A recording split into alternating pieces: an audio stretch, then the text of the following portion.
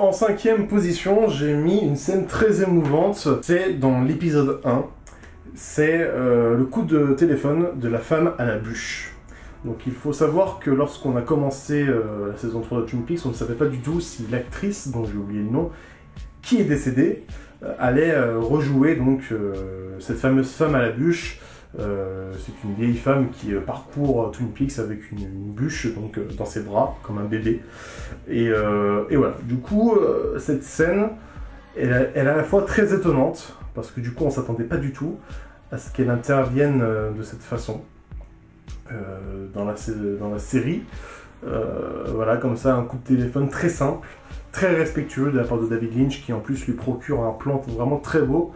Et là, il y a toute la gravité de la vieillesse qu'on ressent à travers les traits des autres personnages aussi, qui est exprimée. Et je trouve que c'est une scène ultra respectueuse, vraiment pleine de dignité, pleine de loyauté envers ce personnage très important de la femme à la bûche. Et puis, ce qu'elle dit donc à l'agent Hawk, parce que c'est lui qu'elle appelle, bah, c'est très émouvant parce qu'elle dynamite le récit. En fait, elle lui dit qu'il manque quelque chose, et c'est un rapport avec son héritage. Et c'est un rapport avec Dale Cooper. Donc là, on retourne un peu à ce qui faisait non seulement le caractère de Hawk, le côté, voilà, je dois chercher quelqu'un, je vais le retrouver, le côté un peu héros aussi, mais aussi les origines indiennes, du coup. Et tout cela grâce à la femme à la bûche, et je trouve ça très important. Ça peut paraître très mineur comme ça dans les 9 épisodes, mais moi j'ai particulièrement été ému par cette scène. Voilà, donc c'est vraiment un coup de cœur personnel. Donc voilà, c'est une scène très émouvante qui dynamite le récit, très respectueuse, très loyale. Puis ça résume parfaitement ce que veut faire David Lynch, c'est-à-dire résumer son univers de manière très authentique, mais aussi de manière très respectueuse.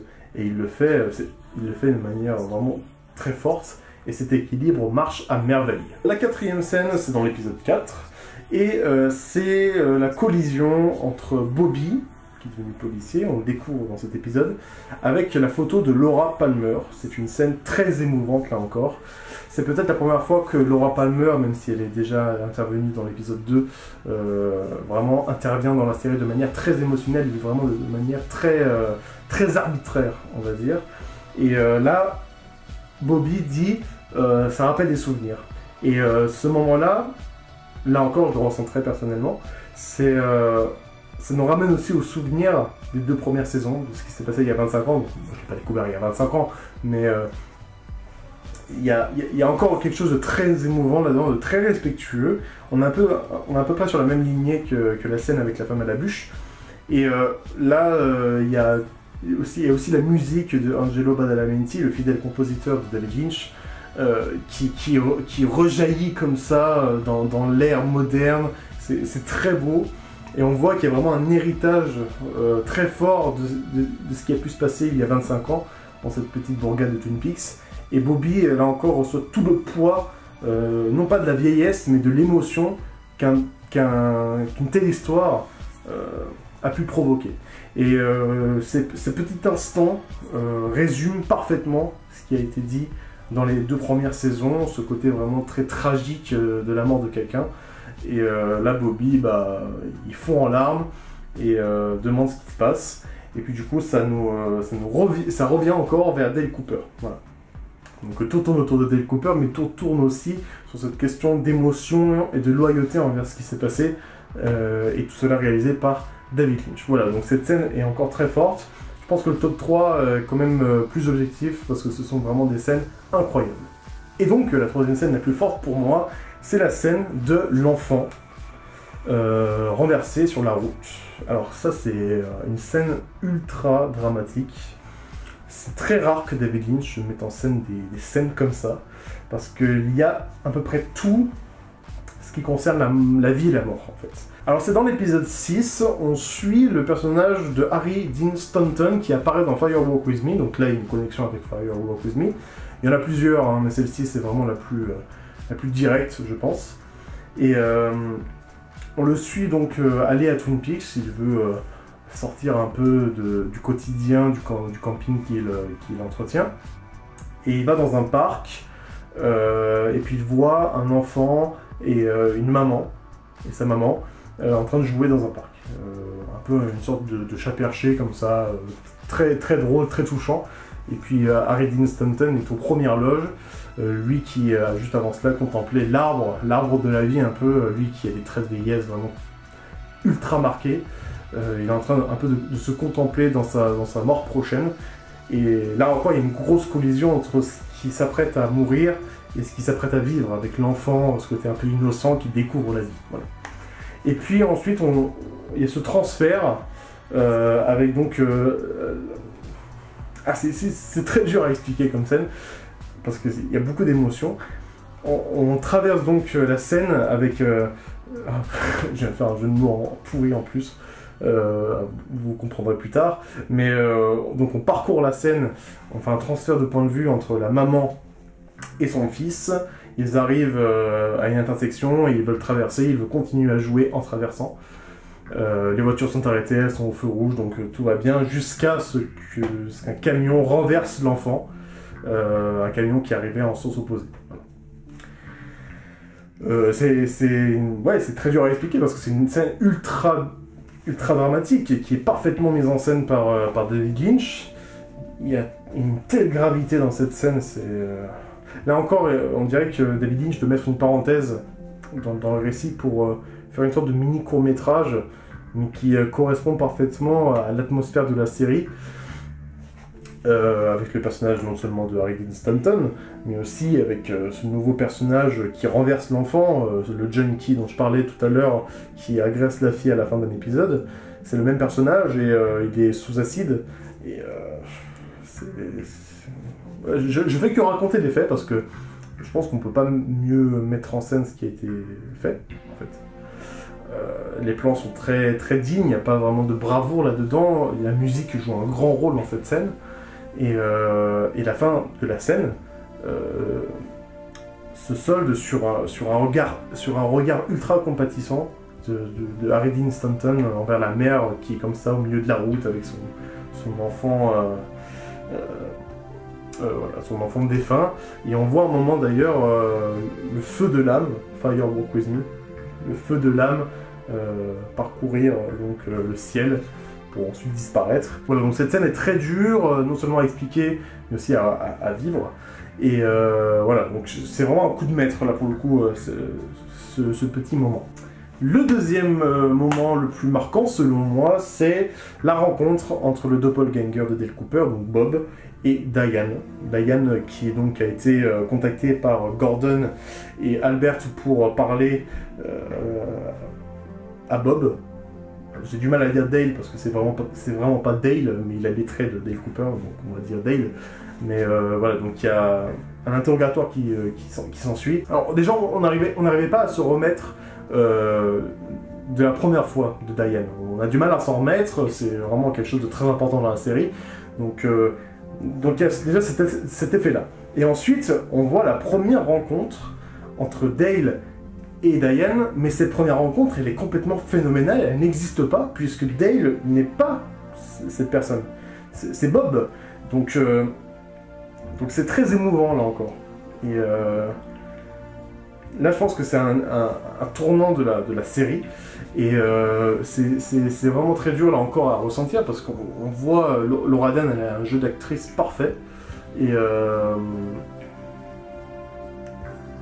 et du coup, oui, la voix de Dale Cooper, elle est très grave, c'est très dur à ressentir. On comprend vraiment le drame qui est en train de vivre Diane, elle qui ne voulait pas du tout aller le voir, qui a envoyé paître Gordon et Albert.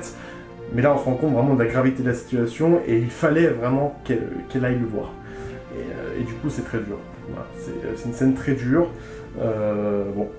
C'est comme ça, mais j'ai choisi cette scène parce que c'est un point important dans Twin Peaks, parce que la rencontre c'est la première fois qu'on voit les deux personnages se rencontrer, parce que malgré le fait qu'on soit encore sous le choc de la première apparition de Diane, David Lynch en rajoute une couche, en mettant de l'émotion, une gravité dans la situation.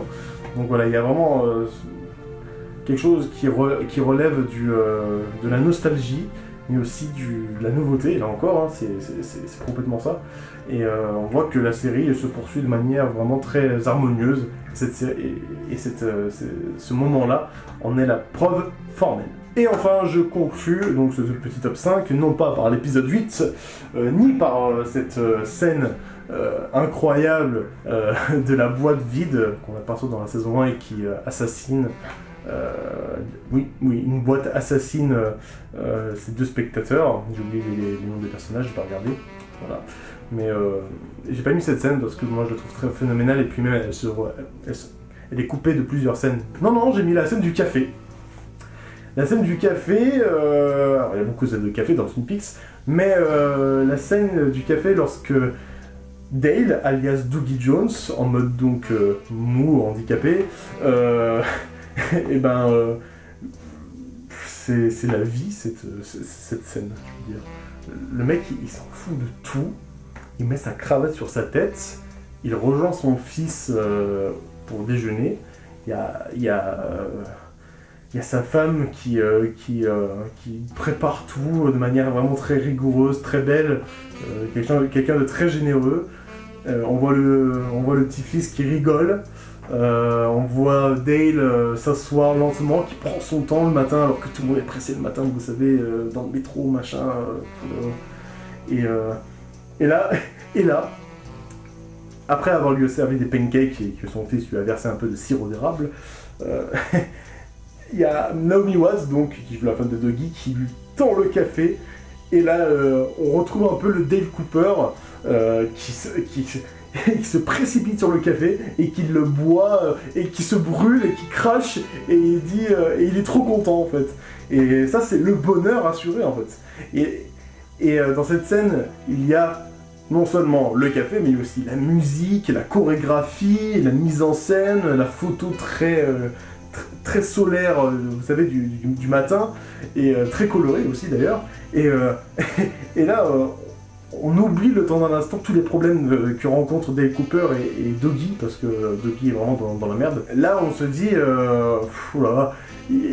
c'est du bonheur.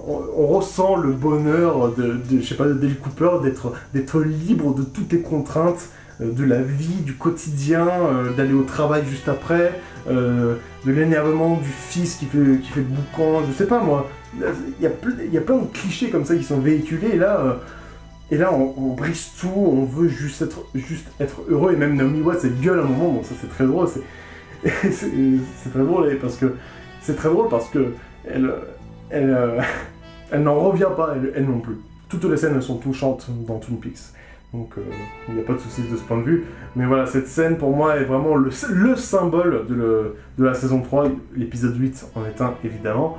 Mais là on retrouve à peu près tout ce qui fait la formule Twin Peaks d'avant et d'aujourd'hui.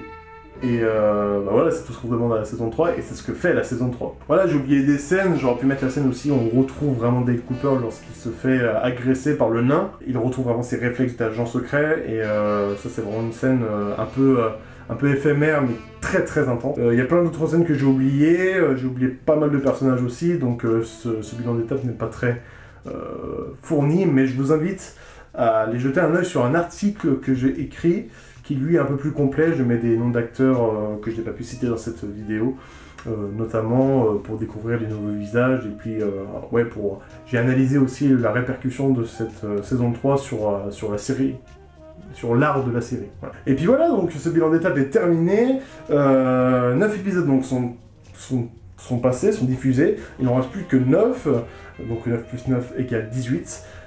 J'ai hâte de voir ce qui va se passer par la suite, comment Dougie va évoluer, comment va se passer la vie de malfrat de Bob, comment Hawk et ses partenaires, Sheriff Truman et Bobby, vont résoudre la disparition de Dale Cooper de Twin Peaks, tout tourne autour de Dale Cooper, mais aussi d'autres sous-intrigues vraiment très belles.